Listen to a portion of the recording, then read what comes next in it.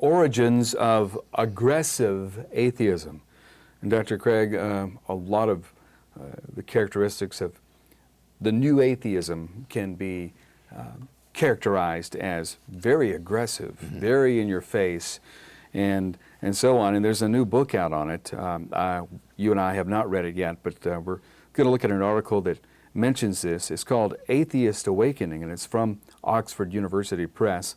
The Atlantic has an article from Emma Green about the origins of this more aggressive form of atheism. Article begins, American faith has gone through many awakenings. Depending on how you count, there have been 3 or 4 distinctive surges of Protestant religiosity in the United States, marked by tent revivals, missionary work, widespread conversions, and often intense rhetoric about the consequences of sin. These great awakenings have been memorialized through texts like Sinners in the Hands of an Angry God, a sermon delivered by Jonathan Edwards in 1741, who warned of the fire of wrath and hell. One thing about the great awakenings, Bill, many are saying we're ready for that next great awakening. Now, I'd like to suggest that this renaissance of Christian philosophy and apologetics could be leading to that, if not considered a real awakening. Because what's it going to look like? I mean, we don't have as many tent revivals and things like that. We have social media, the internet, and conferences and things. And so, perhaps. Yeah, this is what Alex McFarland has said. He thinks that this renaissance of Christian apologetics could well lead to a sort of revival in the church. And I have to say, I have seen this happen over and over again in the lives of men. Especially men. Especially men who have been lukewarm in their faith or perhaps even disinterested and come into contact with this material, and their lives are changed. Because once they believe firmly that this is really the truth, they get excited about it and about sharing it with others. And I like the way you put it, electrified. Yes, that's very true. And we get letters from these grateful wives about the transformation they've seen in the lives of their husbands or fiancés. And so that is a very, very encouraging sign. I had never anticipated that apologetics would have not merely intellectual effects upon people, but that it would also have profound spiritual effects in reviving the soul. And ladies, you're not off the hook. Come on in. In fact, we're reading an article here written by a woman from the Atlantic. So she said, so in light of all that, it's provocative to title your book Atheist Awakening, Oxford University Press's newest release on non-belief by researchers Richard Semino and Christopher Smith. It claims to be the first sociological exploration of organized secularism in America, tracing the evolution of the atheist community over the past several decades. The awakening part is not so much a growth in numbers as an awakening to claiming atheism for themselves and becoming more public about it, said Semino. By numbers alone, American atheists really aren't that big of a group. Let me back up before we go there. Bill, there has been an atheist pride. It's no longer, everything is about coming out of the closet these days, about wearing it on your sleeve. Wear your atheist t-shirt, your bumper sticker, you're loud, you're proud, and the whole thing, and trying to change the public persona. For so long, it was just represented by Madalyn Murray O'Hair. She was the face of atheism, and she was the most hated woman in America. Now, we as believers in Christ are not to be hating her, but she just got pinned that, and she earned a lot of it with the way she was. By numbers alone, American atheists really aren't that big of a group. According to a 2012 Pew report, atheists make up only about 2.4% of the population. Wow. Even agnostics, whom you would maybe call atheistic-ish, only account for an estimated 3.3% of Americans. Although both groups have grown somewhat since 2007, the bigger change has been among those who identify as nothing in particular, roughly 13.9% of the population, which is an increase of 2.3 percentage points over 5 years. That is the lowest percentage estimate I've seen of the nuns in the literature, only 13.9%. N-O-N-E-S, nuns. Yes. Yeah. And you've pointed out as well something she's saying here. When you read headlines about the rise of the so-called nuns, or people who don't consider themselves part of a religion, that's what they're mostly referring to, the shruggers. They might be intensely spiritual or perfectly apathetic about faith, but for some reason or another, they don't self-identify as definitively atheistic. Very important.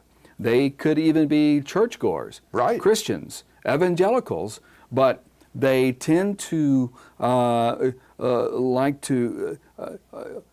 they don't prefer to characterize themselves with any particular denomination. We've seen kind of a lowering of denominationalism. So atheism, according to these results, remains a relatively small percent of the American population, but I think that it indicates that Richard Dawkins has been largely successful in his effort to elevate the profile of atheism, to have atheists come out of the closet and to publicly proclaim their non-belief without shame or embarrassment. And it does seem to me that there has been a large cultural shift in that respect, which I think can be to the credit of the new atheist efforts.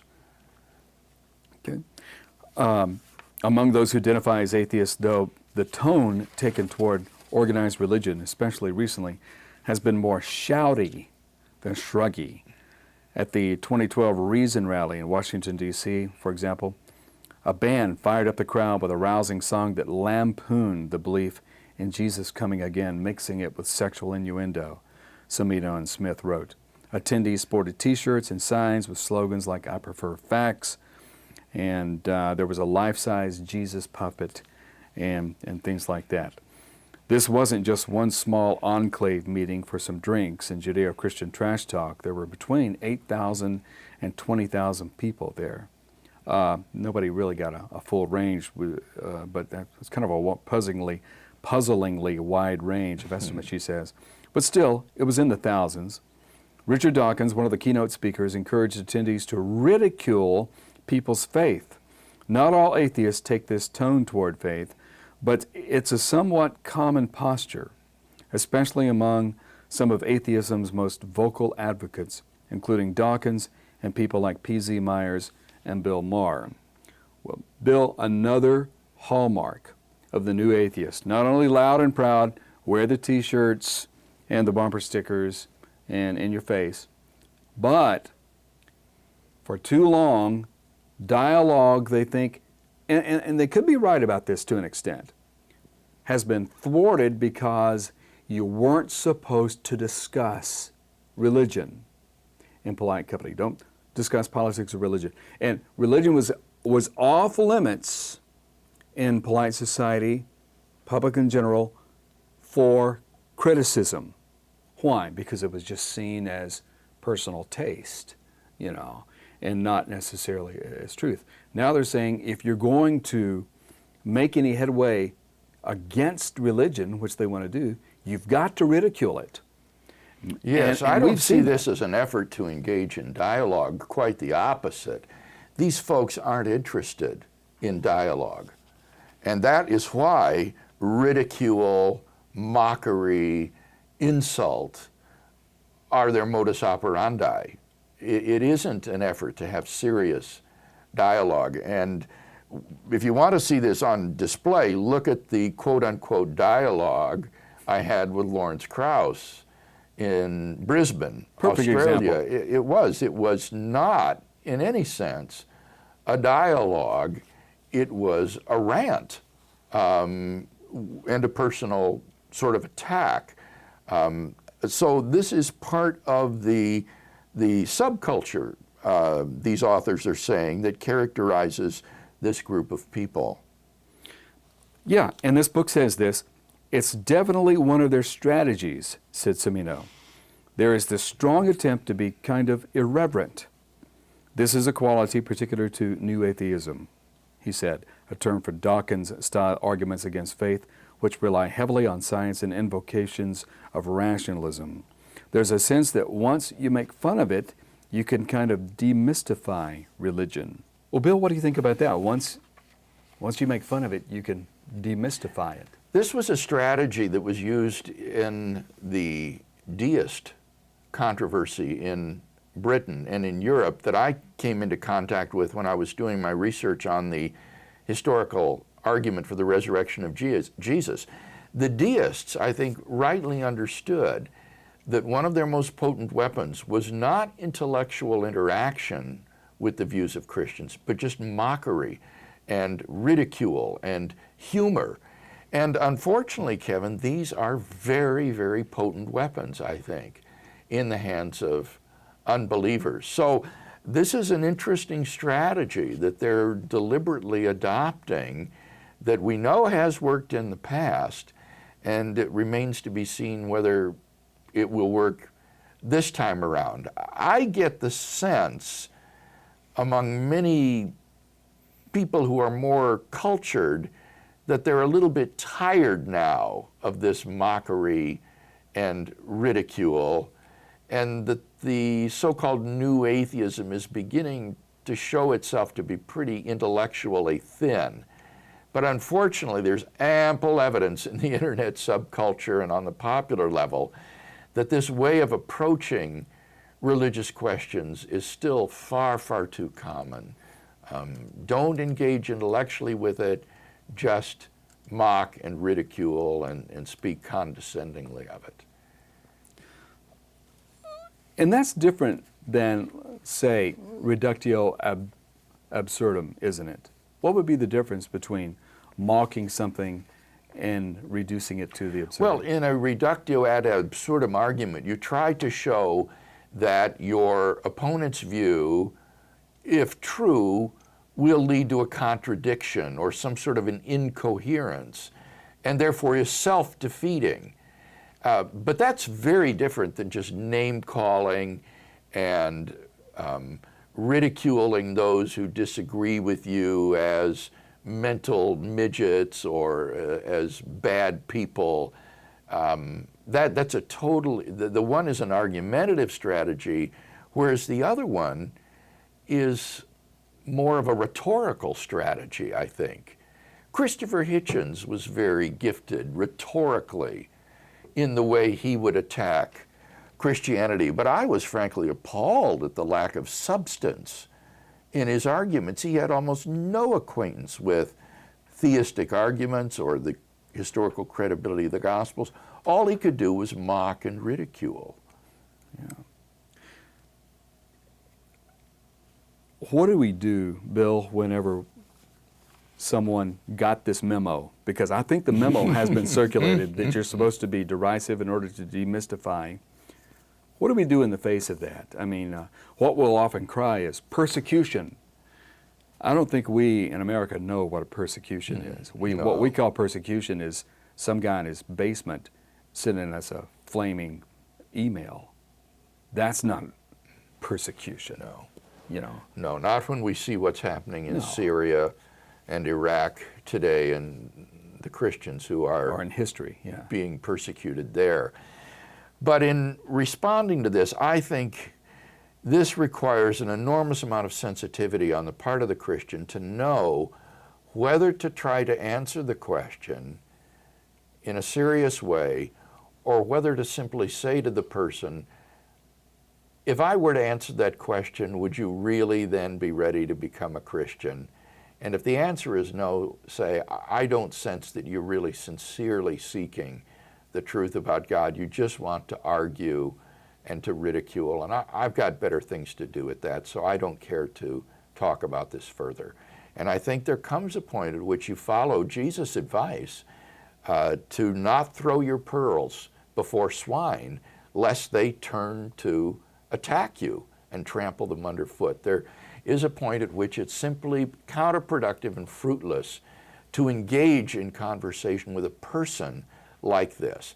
Now, as I say, this requires sensitivity to know when you are talking to a person like this, and where perhaps by giving a good answer to the face value question, you might take him aback and perhaps pull the rug from under his feet, and he suddenly sees that, well, gosh, there really is a good answer to what I thought was a knockdown objection. So you've got to be careful and to play it by ear in dealing with folks like this.